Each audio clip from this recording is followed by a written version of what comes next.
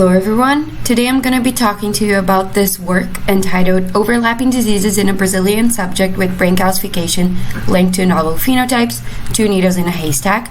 My name is Laura, I'm currently a PhD student here at LIKA. I'm supervised by Dr. João and I got my bachelor's and master's degree from the same university.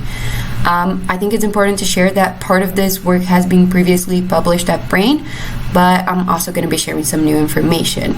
So today we're going to be talking about the case report of a 54-year-old female who has symmetric and bilateral brain calcifications and who had an undetermined diagnosis for a long time. Our initial diagnostic hypothesis for this patient was primary familial brain calcification, which is a rare neurogenetic disorder that can be either autosomal dominant or autosomal recessive. To conduct this study, we started off by collecting the patient's medical and family records, and we also opted to get a blood sample from her. With that blood sample, we were then able to extract DNA that could be used for Sanger sequencing and then later for whole exome sequencing, which is the new part of this study that I'm going to be sharing. Going into our results, upon analyzing her family records, we realized there was consanguinity in the family, which pointed towards an autosomal recessive form of a condition. She also had a history marked by severe brain calcifications affecting several different areas of her brain.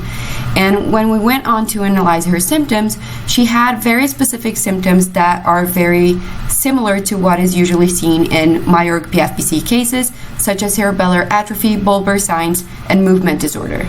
Despite the common findings that I mentioned, she also had some other conditions and unusual findings that haven't really been reported in Majorque PFBC patients, such as Hashimoto thyroiditis, neuropathy, and optic nerve head drusen. Going into our genetic analysis, Sanger sequencing came back positive for a homozygous duplication in Majorque, and in silico assessment of this variant suggested that it was disease-causing, therefore confirming the PFBC diagnosis, but we still had a lot of unexplained findings, and for that reason, we opted for performing whole exome sequencing. The result of whole exome sequencing came back not only confirming the presence of the Majorque variant, but also highlighting the presence of a heterozygous nonsense variant on the beta globin gene linked to beta thalassemia.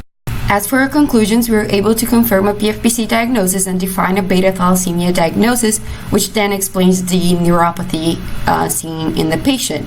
It still leaves, however, the drusen and thyroidopathy unexplained, and we raise a question that this could possibly be linked to Majorque and that further studies are necessary to confirm or deny these findings. Thank you.